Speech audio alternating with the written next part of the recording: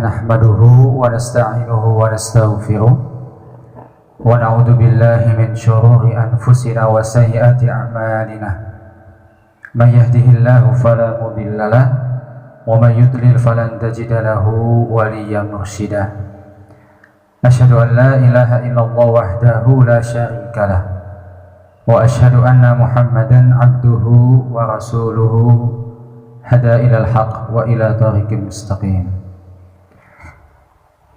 Ustadz, ustazah, dan anak-anak sekalian yang senantiasa dirahmati oleh Allah, marilah pada kesempatan yang berbahagia ini, pertama-tama kita panjatkan puja dan puji syukur kita ke hadirat Allah Subhanahu wa Ta'ala atas limpahan rahmat, hidayah, dan taufiknya kepada kita semua, sehingga pada pagi yang berbahagia ini kita kembali dipertemukan oleh Allah, insya Allah semuanya dalam keadaan sehat walafiat.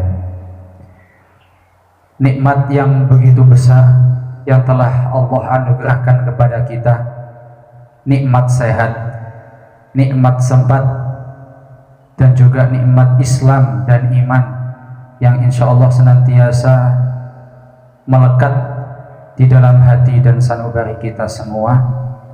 Semoga dengan nikmat-nikmat yang Allah berikan ini, kita kemudian lebih bersyukur kepada Allah, kita lebih mengagungkan Allah, dan kita lebih dekat kepada Allah Subhanahu wa Ta'ala. Salawat serta salam semoga tetap tercurah limpahkan kepada Nabi Muhammad SAW yang telah membawa umatnya dari zaman jahiliyah menuju zaman yang diridhai oleh Allah Subhanahu wa Ta'ala, as-siratul mustaqim. Semoga dengan kita ini senantiasa memperbanyak sholawat kepada Rasulullah, nanti kelak di yaumil qiyamah kita mendapatkan pertolongan dan juga syafaatnya. Amin ya rabbal alamin. Anak-anak sekalian, di dalam buku Tasawuf Modern karya Buya Hamka, kamu tahu siapa itu Buya Hamka? Mungkin ada di pelajaran KMD. Buya Hamka itu siapa? Ya, salah satu tokoh Muhammadiyah. Jadi Hamka itu ada singkatannya, Haji Abdul Malik. Ada yang bisa melanjutkan?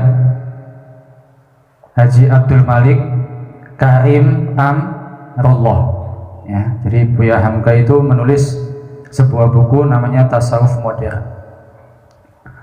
Ada sebuah cerita, ada sebuah kisah, yaitu tentang kisahnya pasukan atau prajuritnya Sultan Iskandar Zulkarnain dengan batu kali. Ada yang pernah mendengar atau sudah pernah diceritakan? Jadi ada kisah tentang prajurit atau pasukannya Sultan Iskandar Zulkarnain dengan batu kali. Jadi singkat cerita, Raja atau Sultan Iskandar Zulkarnain ini pada suatu pagi berpesan kepada pasukannya, "Wahai pasukanku, nanti malam kita akan menyeberangi sebuah sungai." Jadi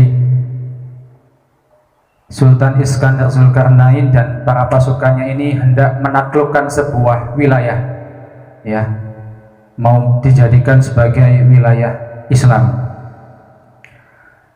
Jadi pesannya adalah, "Wahai pasukanku, nanti malam kita akan menyeberangi sebuah sungai. Maka ketika kalian menyeberangi sungai tersebut, ambillah apa yang ada di sungai tersebut. Semua yang ada di sungai tersebut ambil. Kalau kamu menginjak sesuatu, maka ambil semuanya." Itu pesannya sang raja kepada pasukannya. Maka ketika malam tiba, ini kok wis ngantuk ini. Ceritanya mungkin terlalu enak sehingga langsung ngantuk, ya. Ojo ngantuk sih, nanti ngantuknya ya.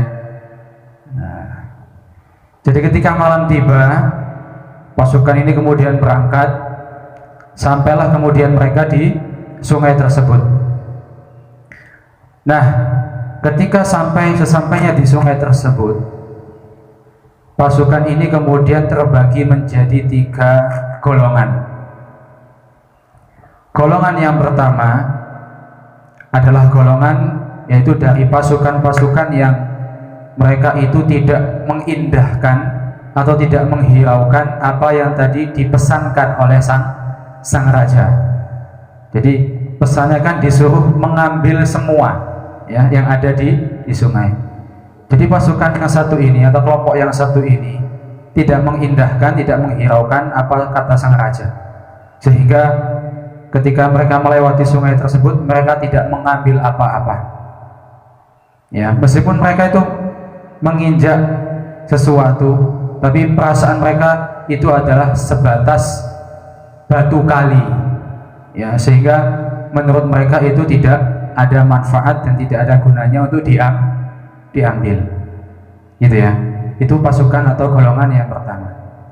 Kemudian golongan yang kedua adalah golongan yang kemudian dia mengambil dari apa yang mereka injak itu hanya sebagian atau hanya beberapa saja.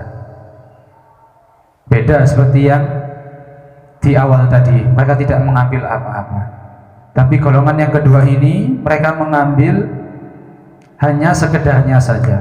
Karena pesannya sang raja itu kan ambil, ya, ambil yang ada di sungai tersebut. Jadi dulu mungkin belum ada yang namanya penerangan atau lampu sehingga gelap kan seperti itu. Kemudian yang golongan yang ketiga atau kelompok yang ketiga adalah pasukan yang kemudian mereka ini patuh dan juga taat kepada perintah sang raja.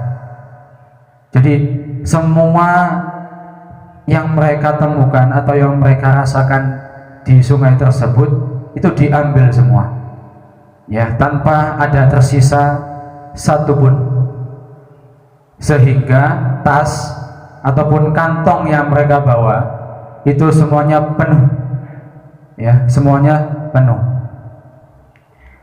Jadi ada 3 golongan ini kamu harus pahami dulu. Maka tatkala datang paginya, ya, ketika pagi harinya, sang raja ini kemudian bertanya kepada para pasukan, wahai pasukanku, apa yang telah kalian ambil dan apa yang kamu dapatkan dari ketika kalian melewati sungai tersebut? Maka para pasukan ini membuka isi dari apa yang mereka bawa semalam. Ternyata ketika dibuka, isi dari kantong atau tas tersebut itu adalah intan permata. Subhanallah. Ya, jadi tidak terduga, tanpa diduga ternyata isi dari kantong itu adalah intan permata. Yang kelompok satu yang mereka itu mengira itu hanya sebatas batu kali, akhirnya mereka kecewa dan menyesal karena mereka tidak mengambil satupun dari yang ada di sungai tersebut.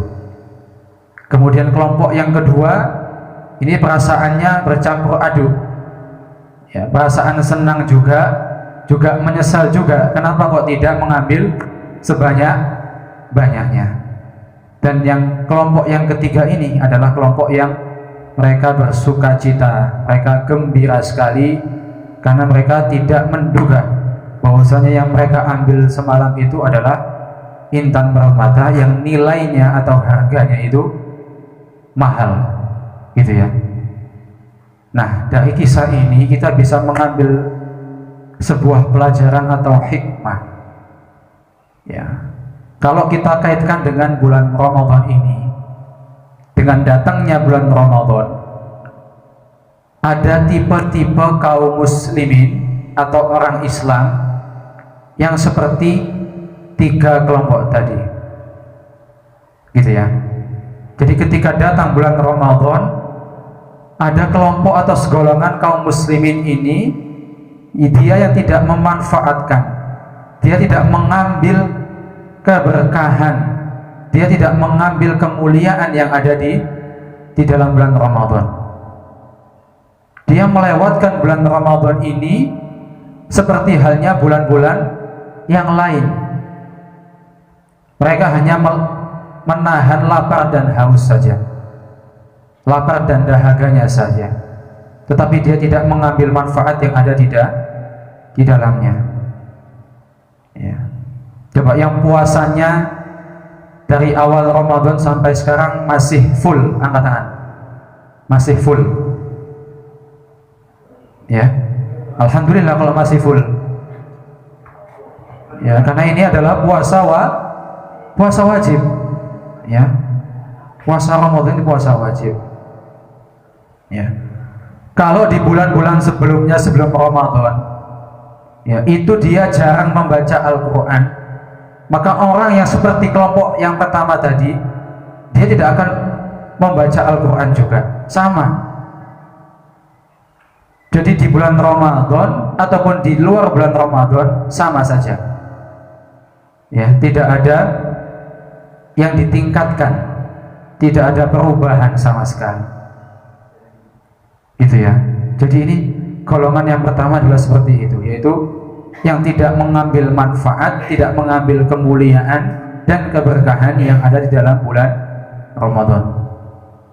Padahal Allah dan Rasulullah itu mengiming-imingi kita. Apa bahasanya mengiming-iming itu? Apa mas? Mengiming-iming itu mas? Kamu tak iming-imingi, bahasa Indonesianya apa yang baik dan benar itu? Hah? Dikasih? Apa mas? Ya, jadi iming-iming, promo ya bahasanya Bu Amin.